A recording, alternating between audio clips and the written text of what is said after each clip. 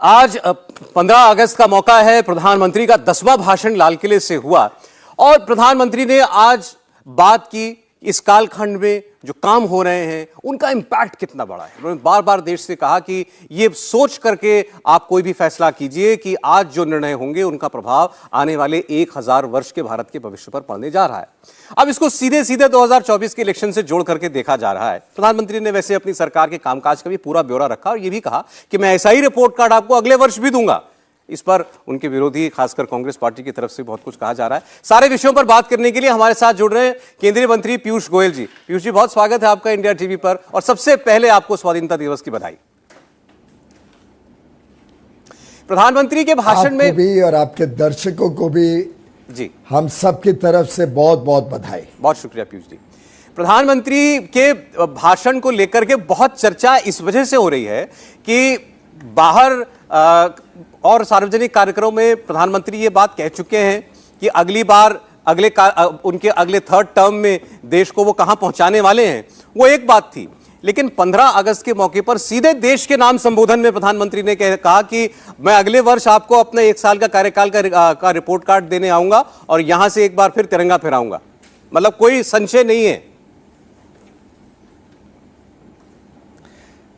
सौरभ जी, मैं समझता हूं कि माननीय प्रधानमंत्री जी ने जिस प्रकार से लगातार देश की सेवा की है, देश के हर मानुष तक पहुंचाया है विकास को और समावेशी विकास देश के कोने कोने तक पहुंचा है, हर व्यक्ति को देश के विकास का अनुभूति हुई है। मैं समझता हूं ये आत्मविश्वास है, लोगों का प्यार है। और आज के दिन आप देश में किसी भी व्यक्ति से पूछेंगे तो मुझे लगता है जो प्यार, जो विश्वास प्रधानमंत्री नरेंद्र मोदी जी के काम पर, उनकी नीयत पर, उनकी ईमानदारी पर आपको चारों ओर देखने को मिलेगा। ये एक प्रकार से उस आत्मविश्वास की एक झलक है। देश ने मन बना लिया है। देश माननीय प्रधानमंत्री नरेंद्र मोदी जी को फिर एक बार उनके परफॉर्मेंस के आधार पर, जिस प्रकार से उन्होंने काम किया है गत 9 वर्ष केंद्र सरकार में, उसके पहले गुजरात और उसके पहले राजनीतिक और सामाजिक जीवन में एक लंबी 5 दशकों की ईमानदार और शुद्ध कार्यकाल जो रहा है उनका, उसके आधार पर उन्हें विश्वास है कि अब जो अभूतपूर्व विकास भारत का होने जा रहा है उसमें प्रधानमंत्री नरेंद्र मोदी जी को फिर एक बार प्रधान सेवक के रूप में देश की सेवा करनी है। पीयूष जी, जो 3 मुद्दे प्रधानमंत्री अब बार बार बताते हैं, देश के सामने रखते हैं कि हमें जिनसे सावधान रहना है, परिवारवाद, भ्रष्टाचार, तुष्टीकरण। आज उनके भाषण में तीनों विषयों पर डायरेक्टली जो उन्होंने कहा वो अलग बात है, लेकिन संज्ञाओं के तौर पर भी हमको पढ़ने को मिला। जब उन्होंने कहा शुरुआत में मेरे 140 करोड़ परिवारजन, अब तक वो मेरे देशवासी कहते थे, मेरे भाई बहन कहते थे, लेकिन जब आज उन्होंने कहा ये सब 140 करोड़ देशवासी मेरा परिवार हैं, तो ये इशारा है कि ये मेरा परिवार है और दूसरा परिवार क्या करता है।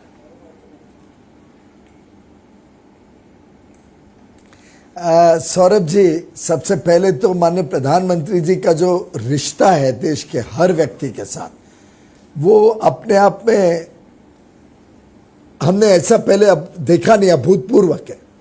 उनका एक सीधा संवाद, जिस प्रकार से हर व्यक्ति उनको अपना लेता है और प्रधानमंत्री जी हर व्यक्ति को अपना लेते हैं, वो वास्तव में एक परिवार ही बन गया है देश के 140 करोड़ लोगों का। और यही आज देश की ताकत है। माननीय प्रधानमंत्री जी को जब 14 देशों ने और 5 अंतर्राष्ट्रीय संगठनों ने सम्मानित किया, तो प्रधानमंत्री जी ने हर बार वो सम्मान 140 करोड़ देशवासियों के समर्पित किया है।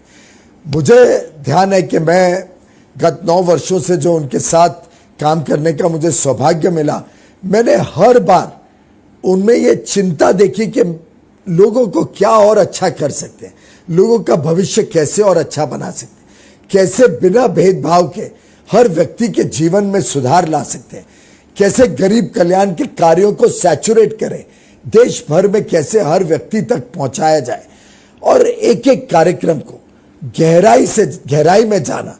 जो माननीय प्रधानमंत्री जी ने आज बात की, रिफॉर्म, परफॉर्म एंड ट्रांसफॉर्म, ये मूल मंत्र 9 वर्ष के उनके कार्यकाल में देखने को मिलता है, उसका अनुभव करने को मिलता है। और मैं समझता हूं इससे ही पूरा देश आज उनको अपना परिवार का एक मुखिया के रूप में देखता है। और प्रधानमंत्री जी देश के गरीब से गरीब व्यक्ति, देश के कोने कोने में रहने वाले व्यक्ति को अपना परिवार मानते हैं। उनका और तो कोई परिवार है ही नहीं हम सबके अलावा, देशवासियों के अलावा। और बाकी दूसरी तरफ आप देखते हैं कि मेरिट का तो कोई स्वभाव ही नहीं है रिकग्नाइज करने का।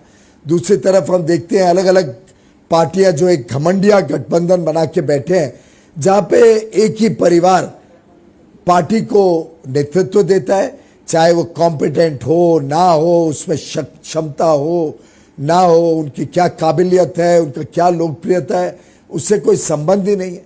ये जो परिवारवाद है इसने इस देश को बहुत हानि पहुंचाई है। और मैं समझता हूं प्रधानमंत्री जी ने सिर्फ देश को सावधानी बरतने को कहा इस प्रकार की सोच और मानसिकता से। अच्छा, उन्होंने ये भी कहा कि चूकना नहीं है, किसी दुविधा में नहीं रहना है। तो ये क्या सीधी अपील थी 2024 के लिए? नहीं, उन्होंने ये कहा कि देश को विकसित बनाना है और देश को विकसित बनाने में कई ऐसे लोग हैं, कई ऐसे नकारात्मक सोच की पार्टियां हैं जो आपको रोकने की कोशिश करेंगी, जो सोचती है कि आपको गरीब या पिछड़ा बना के ही उनका दुकान, उनकी राजनीति चल सकती है। तो मैं समझता हूं प्रधानमंत्री जी ने आह्वान किया 140 करोड़ भारतवासियों को, भाई बहनों को, उनके परिवारजनों को कि अब किसी प्रकार की दुविधा में ना रहें, किसी के बहकावे में ना जाएं। अब हमें देश को विकसित बना के ही छोड़ना है। और ये जो अमृत काल है जिसका 1 वर्ष अपने आप में हमने देखा कि हम विश्व की फास्टेस्ट ग्रोइंग अर्थव्यवस्था के रूप में उभरे हैं। पूरा विश्व आज भारत को नई नजरिए से देखता है, भारत के ऊपर विश्वास करता है, उस बात को भी उजागर किया। भारत से उनकी पूरे विश्व की कई अपेक्षाएं हैं और पूरा विश्व आज भारत को एक मित्र बनाने के लिए, भारत के साथ कंधे से कंधा लगा के काम करने के लिए तैयार बैठे हैं। हमें ये अपॉर्चुनिटीज, ये संभावनाओं से भरा हुआ देश अब आगे रुकना नहीं है, थकना नहीं है, किसी प्रकार से हारना नहीं है। हमें जीतना है, हमें जीतना है हर उस चुनौती के सामने जो कई विपक्षी नेता बार बार उजागर करते हैं। हमें देश को विकसित बनाना है। यह आह्वान को आज प्रधानमंत्री जी ने देश के समक्ष रखा है। पीयूष जी, प्रधानमंत्री ने पहले देश के सामने संकल्प रखा था कि हमें 2047 तक विकसित राष्ट्र बनना है, डेवलप्ड नेशन बनना है। अब वो कह रहे हैं कि इस दौर में जो फैसले लिए जा रहे हैं उनका प्रभाव 1000 वर्षों तक रहेगा देश के ऊपर। ये बहुत बड़ा दावा है। आप सरकार के अंदर हैं, सरकार का हिस्सा हैं, तो आपसे लोग जानना चाहते होंगे ऐसा क्या हो रहा है इस काल में। प्रधानमंत्री नरेंद्र मोदी जी की जो सोच है ये उसका परिणाम है। जो हम सोचते हैं कि इसका प्रभाव भारत पे दशकों तक और 1000 वर्ष तक रहेगा। मैं आपको बताता हूं, कोई भी समस्या, कोई भी विषय जब माननीय प्रधानमंत्री जी के समक्ष आता है या प्रधानमंत्री जी कोई योजना या कोई कार्यक्रम की कल्पना करते हैं तो वो समस्या की जड़ में जाके समस्या की रूट कॉज एनालिसिस करते हैं कि समस्या किस कारण से है और समस्या को जड़ों से कैसे सुधारा जा सकता है। ये जो उनके काम करने का ढंग है जिसमें ईमानदार व्यवस्थाओं को प्राथमिकता देना, नई सोच को भारत में लाना, अंतर्राष्ट्रीय जो अनुभव रहे हैं या जो इतिहास से हमें सबक सीखने को मिला है उसको सामने रखना, नए नए तरीके ढूंढना जिससे ये समावेशी हो, देश के कोने कोने तक पहुंचे। अब आप देखिए कितनी बड़ी बात आज प्रधानमंत्री जी ने कही। हम हर बार बॉर्डर विलेज को आखिरी विलेज, ये देश का अंतिम इलाका ऐसे ही सोचते थे, कभी उसके विकास की सोचते नहीं थे। पिछली कांग्रेस की सरकार ने, यूपीए के गठबंधन ने तो इन बॉर्डर विलेजेस के इंफ्रास्ट्रक्चर को, उनकी आधारभूत सुविधाओं को पिछड़ा इसलिए रखा ये सोच के कि विदेशी या हमारी जो एनिमीज हैं वो देश में प्रवेश कर जाएंगे इस व्यवस्था के कारण। प्रधानमंत्री जी की सोच ही अलग है। उन्होंने इनको देश के सबसे अहम हिस्सा माना है। इसको पहली पहली बॉर्डर को पहली विलेज माना है और हम सब मंत्रियों को भी प्रोत्साहित किया कि हम भी वहां जाएं, वहां की परिस्थितियों को देखें, निगरानी करें वहां के विकास के कार्यक्रमों की। और मैं समझता हूं उनकी जो सोच है वो सोच इस देश को विकसित भी बनाएगी और फिर एक बार वो सुनहरा काल जो भारत का था गुलामी के पहले, उस सुनहरे काल को फिर एक बार भारत में स्थापित करें।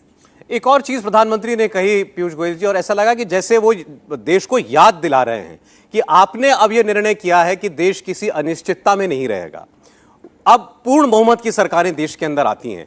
तो वो एक आह्वान था कि आप चुने, मजबूत सरकार चुने, पूर्ण बहुमत की, पूरे मैंडेट की सरकार चुने।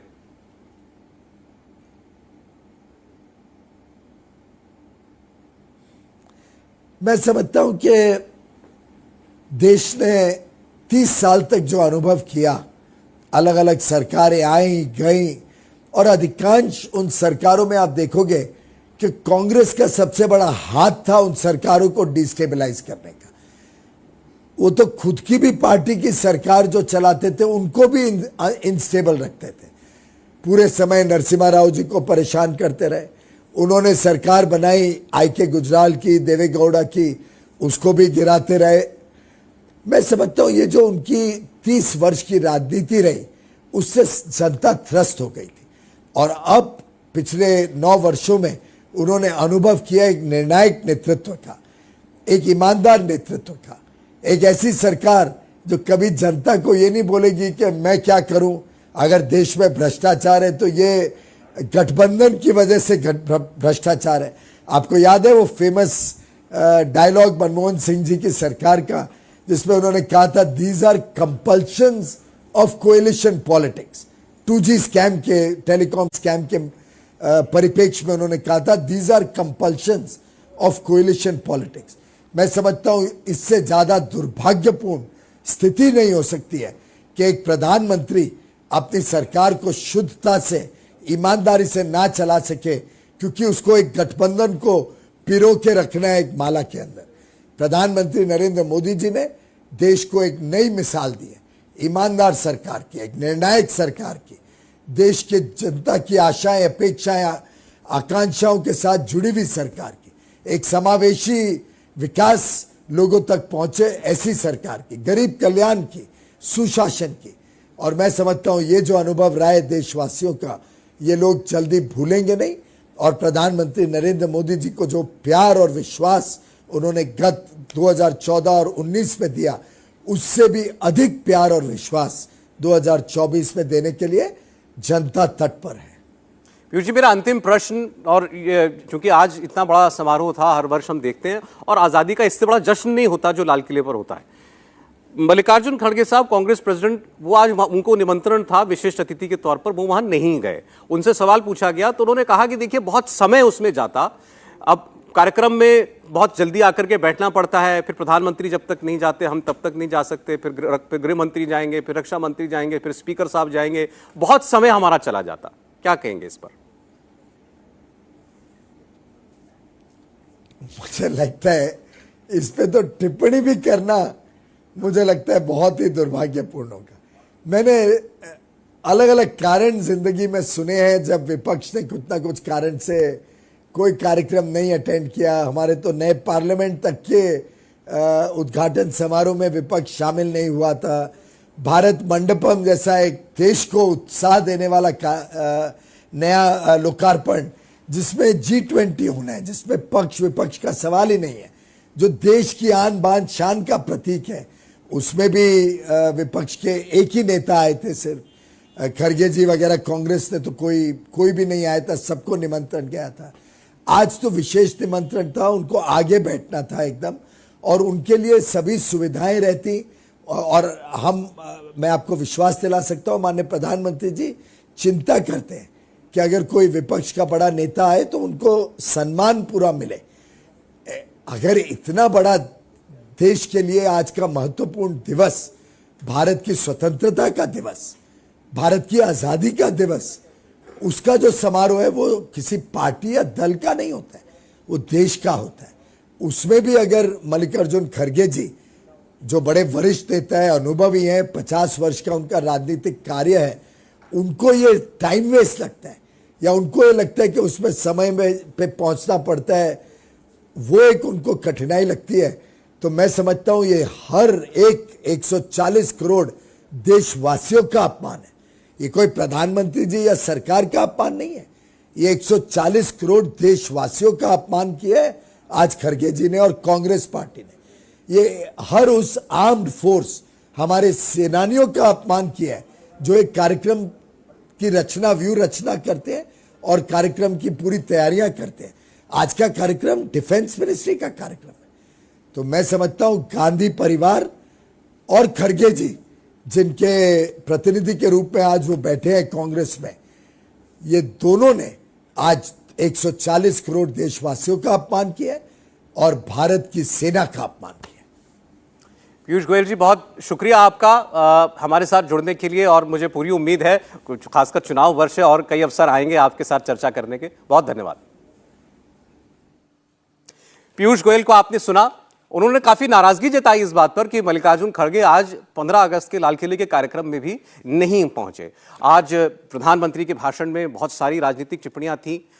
उन्होंने ये भी कहा कि किसी भुलावे में नहीं रहना है, हमें किसी दुविधा में नहीं रहना है। उन्होंने वो काल भी याद दिलाया जब मिलीजुली सरकारें देश के अंदर हुआ करती थी, और ये कहा कि ये जनता का ही फैसला है, देश का ही फैसला है कि अब हम पूर्ण बहुमत की सरकार को ही अवसर देंगे। तो वो एक किस्म का आह्वान भी था। और आपने जैसे केंद्रीय मंत्री पीयूष गोयल के मुझसे भी सुना, उन्होंने कहा कि सीधे सीधे परिवारवाद, भ्रष्टाचार और तुष्टीकरण, ये तीन जो मुद्दे बार बार प्रधानमंत्री गिनाते हैं, यही सबसे बड़े मुद्दे इस चुनाव के रहने वाले हैं।